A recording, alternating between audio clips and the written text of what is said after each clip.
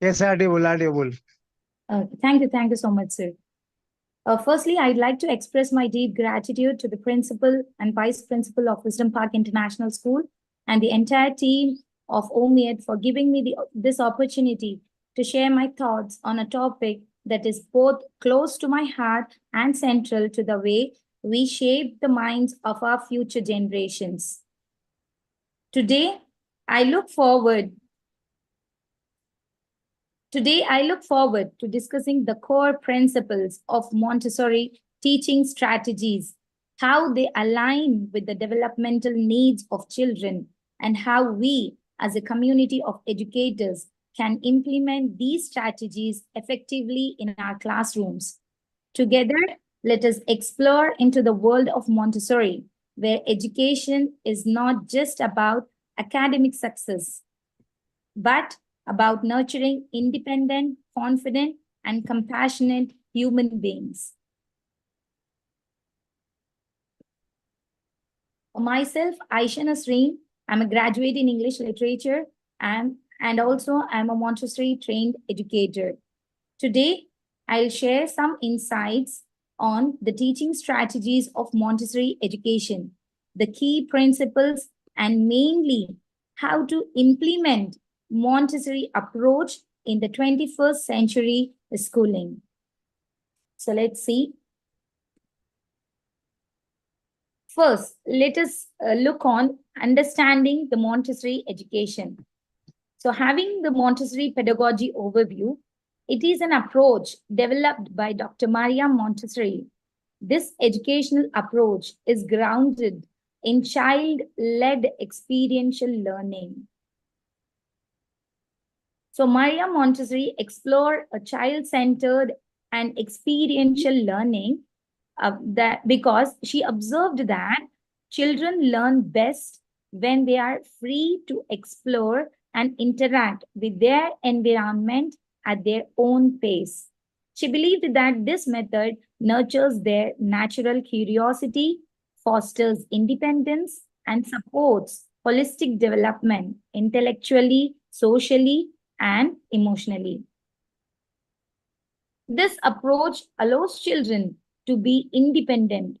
Hands-on activities brings confidence in themselves, and mainly this approach allows them to have individualized learning methodology.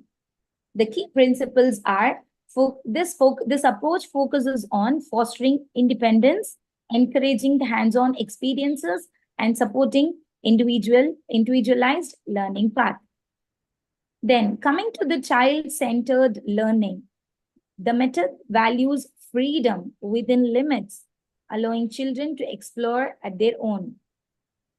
So, here the child is free to choose any learning material of his interest and explore under the guidance of the facilitator. So now let's see about the environment, that is the classroom setup in the Montessori approach, the prepared environment. So the environment must be rich in motives which lend interest to activity and invite the child to conduct his own experiences. The classroom is a meaningfully structured learning space where everything has a purpose and a place.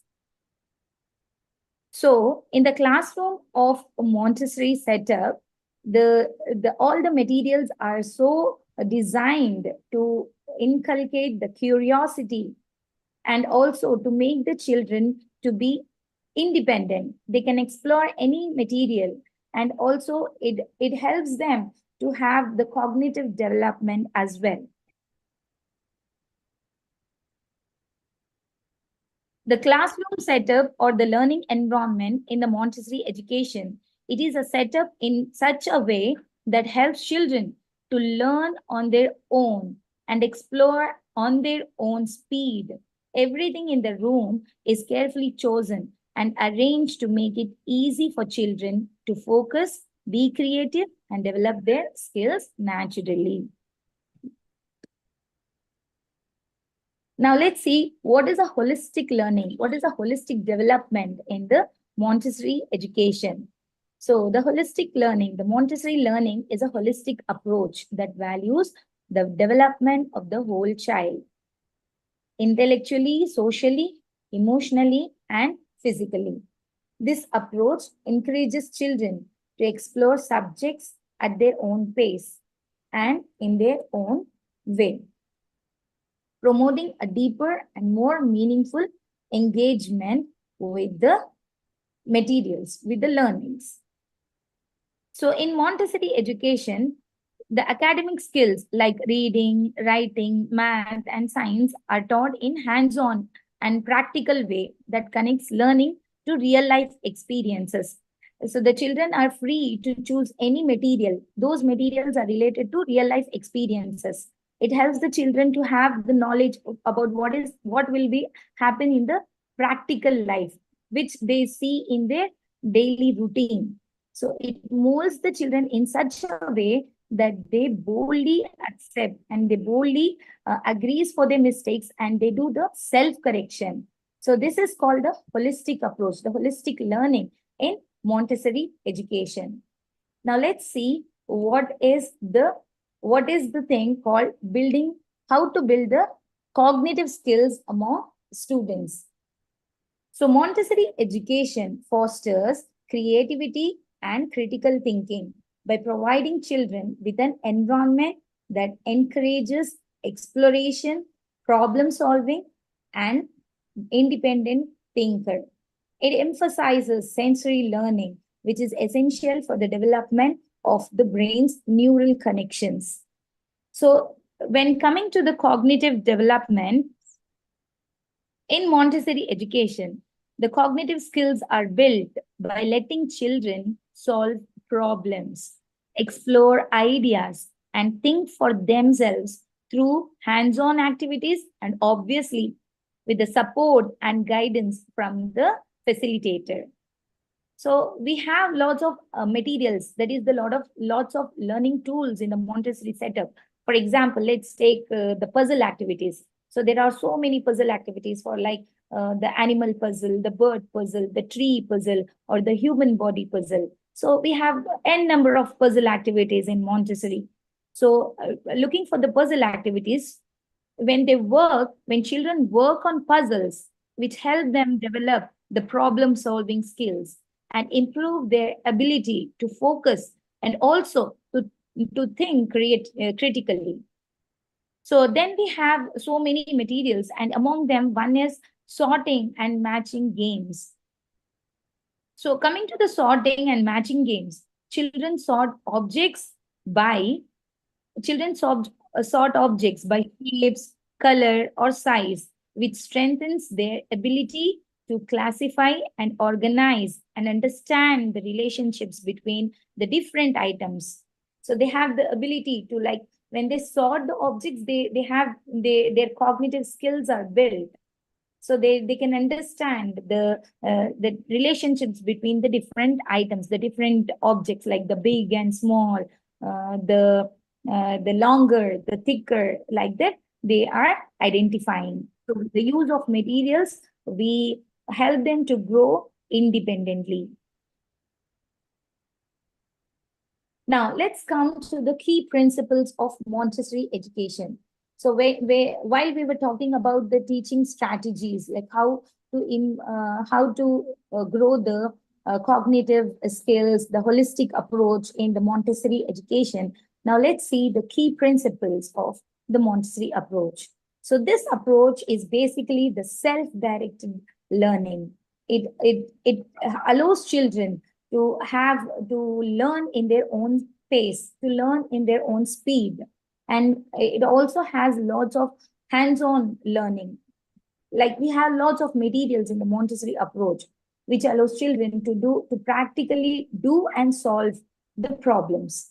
So coming to the Montessori classroom setup, they have a mixed age classroom.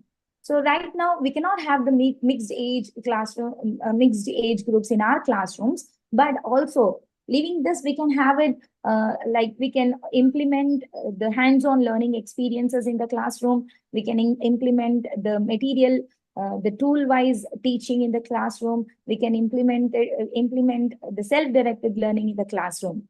Then coming to the most important point is the uninterrupted work periods.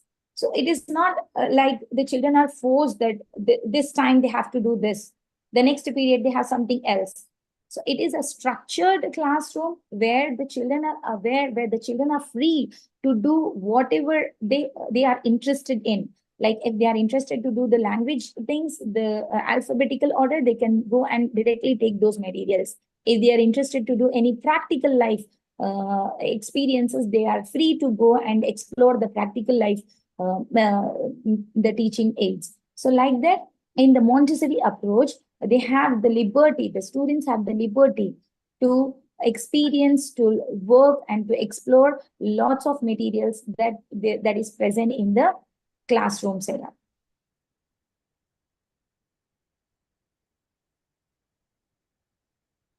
Now, as we have talked about so much about the Montessori approach, now let's see what are the FAQs of Montessori teaching in the classroom. The first is, how does the Montessori education integrate technology? That is, how to implement the Montessori approach with the technology in today's 21st century schooling.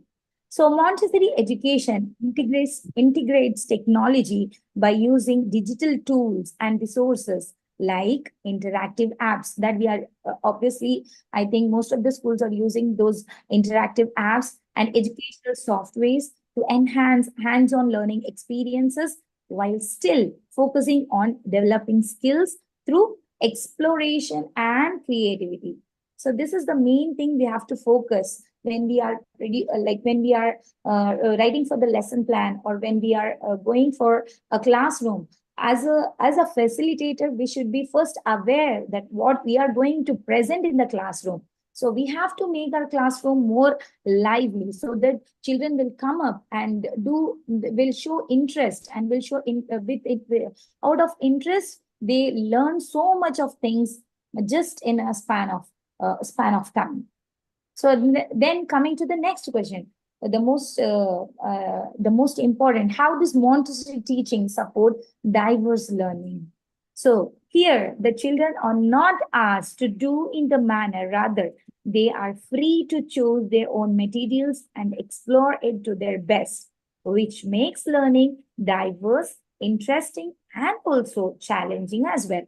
So when we give opportunity to students, so that the children take the responsibility, when we give the liberty, they also show some respect towards the facilitator. They also show some respect towards the learning environment.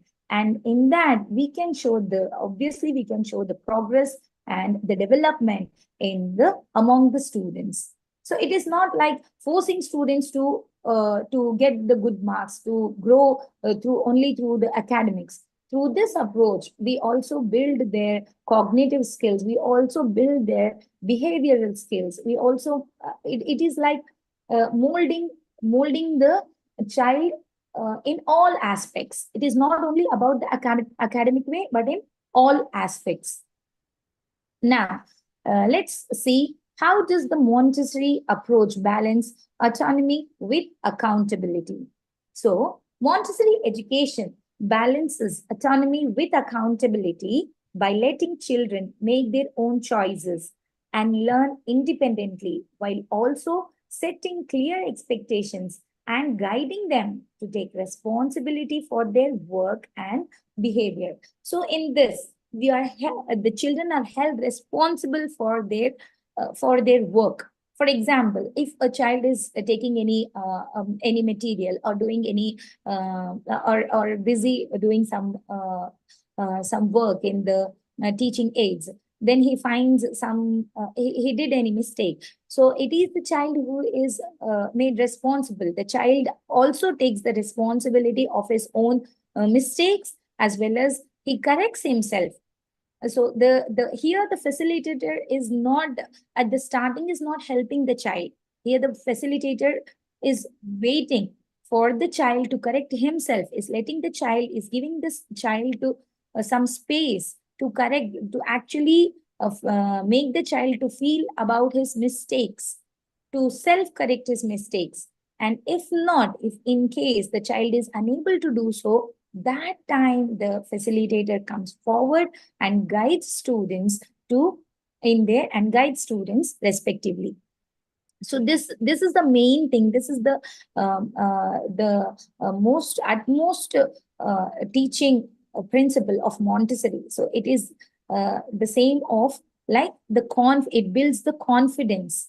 So it is also the responsibility of the educator to build confidence in a classroom of now of our kids. Now let's move forward. So as we have seen so much of things about the Montessori education, now let's see the takeaways. So how to implement the Montessori education in the 21st century schooling. So here, the main things are the inquiry-based learning. So the Montessori approach is mainly about the inquiry-based learning. So it allows children to explore, to think critically, to explore for the new things, to have the curiosity to ask questions. So it gives the student liberty. So in our classrooms also, as a facilitator, we should give liberty to students that they can approach their guide, they can approach their the respective teacher anytime if they face if they face any problem, or if they are not understanding anything, they can approach the facilitator. Then we have the flexible learning. So it is the responsibility of a facilitator to make his or her classroom more flexible. If we are feeling, if we are going to a classroom and if we are feeling that one child or set of child are not interested in doing that part, that particular lesson plan, what we have prepared already, then we should have it the plan B. So that we should be prepared well for the with the plan B. So we can implement that rather than taking a boring class. We can implement the plan B, and we can make our classroom more lively, and always we can make the child to be interested and present in the classroom, most importantly. Then we should the next is the technology integration. So we should mainly focus on technology integration. We should not take the classroom only with the whiteboard or with the typical method of teaching. Now we are molding the Gen Alpha. So we have to be much advanced. So we have to be much more skilled to give skill to the students. So we have to plan our lesson plans, or we have to make our classrooms more lively. So in that case, we have to implement the technology here. So because technology plays a most vital role in our lives today. They go home, they take the phone. Even for the homework, they search in the Google. They do the surfing much more time. So even in the classroom, if we have a gamification, if we give the teaching, if we do the game plan in through technology, so it will be helpful for students to learn the concepts easily, and also it will impact for a long term memory. And then we have the competency based progression. So here comes the most interesting part of the teaching, of the learning, actually. So Alhamdulillah, at Wisdom Park International School, we are giving a lot of opportunities for students to come up, not only with the certain, like not only with the one selected area. We are giving them the opportunity in all aspects, like the academics, non-academics, and academics too, the language, the numeracy, the environmental awareness, about the computer, the robotics, everything. So in each and every way, if the child is triggered to do something creatively, when it comes for competency, even the parents are coming forward in making their children to come first in any competition. So even the parent shows up much more than the children. They mold the children to be bold enough to present or do in a competition. So like that, even in many of the schools, we can implement this competency based progression. which obviously helps children to have a better learning areas. Then we have the data driven instruction. So whenever we are as a facilitator, whenever we are giving instruction in the classroom, so we have to be more careful.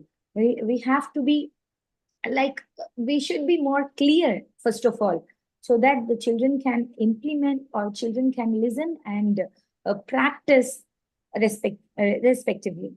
Then the collaborative learning communities. So we should generate, or we should have more collaborative learning communities. So it is not like only they can come, the children are coming to the classroom, they are sitting in the place, and for a long day they are just seeing the board, writing the notes, going back, doing the homework, coming back and doing the repetitive work in the classroom. No, it is not that kind of classroom we are it is not that kind of classroom we are giving, or also it is not the children how we have to mold as a facilitator of now. What instead, what we should do is the collaborative learning communities. So we have to make a set of group in the classrooms. For example, if there are four members sitting in a class in a line, so we have to make the line in such a way that there is a good student, the average, and then also the slow learner, so that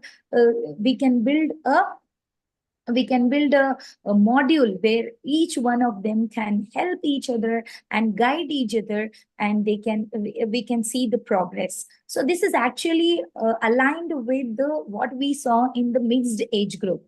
So it is same like Montessori. In Montessori we have the mixed age group, so implementing that in our classroom, we can have this collaborative learning communities. Likewise, we can have this collaborative learning, like making the students sit collaboratively in a line. We have to make this kind of seating arrangements in our class. As a facilitator, it is our utmost responsibility to look for the seating arrangement, because this plays the most vital role in the learning of a child. So when a slow learner child is sitting with a good student, obviously he learns something. Even a good student will shape, will guide, or will help the child to grow. So likewise, we can have a community of amazing learners in our classroom. Then, as we are teaching the Gen Alpha, so we have to make the students future ready. We have to make the students future ready, and also we should look for more creativity, more creativity, and we should build the confidence amongst students to make them future ready and to develop their future ready skills. So today's educators can implement Montessori pedagogy in the 21st century classroom by creating a flexible learning environment where students can choose activities that interest them, using hands-on materials to teach concepts and encourage self-directed learning and problem solving, while providing guidance and support. So always there should be the facilitators help. The facilitator should be available for the students whenever a child is in need. But at first itself, we should not help. We have to wait for the students to come up and to solve the problem on their own. Then we should guide and we should help them. So that's the strategies, that's the teaching techniques. We can have it, we can use it in our classroom, and we can make our classrooms more lively, more interactive, and more productive as an outcome.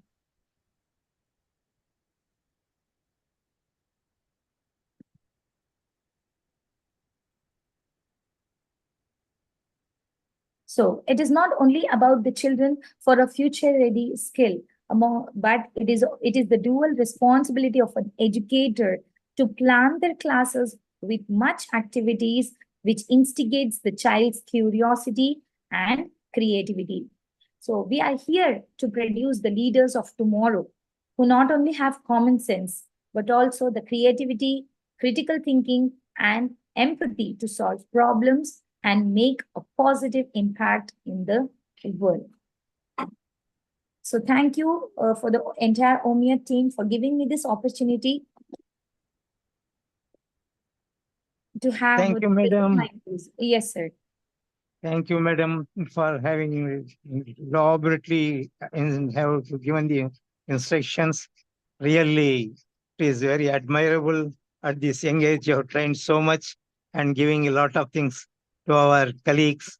Really, if it is implemented in the schools, it will be very, very much beneficial. I hope Inshallah.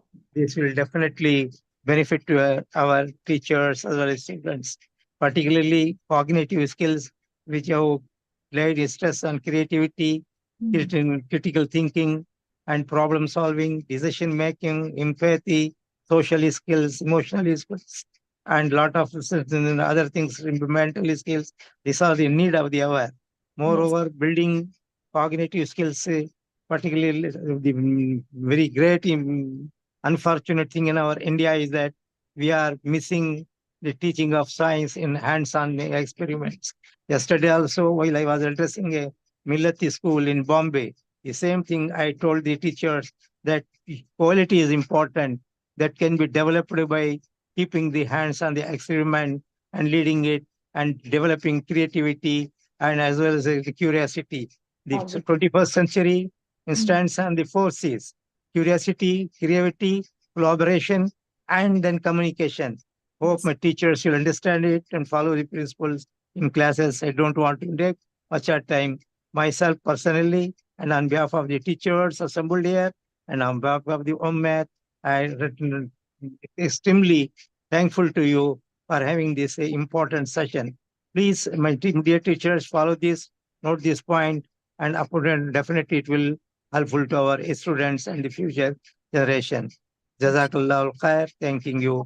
Assalamu alaikum wa rahmatullahi wa barakatuh. Tomorrow we are having Tamil session and the same speaker, the different speakers will be speaking on it and it also will benefited. Please attend it in the cause of education. Wa alaikum salam. Assalamu alaikum wa rahmatullahi wa barakatuh. Jazakallah khair.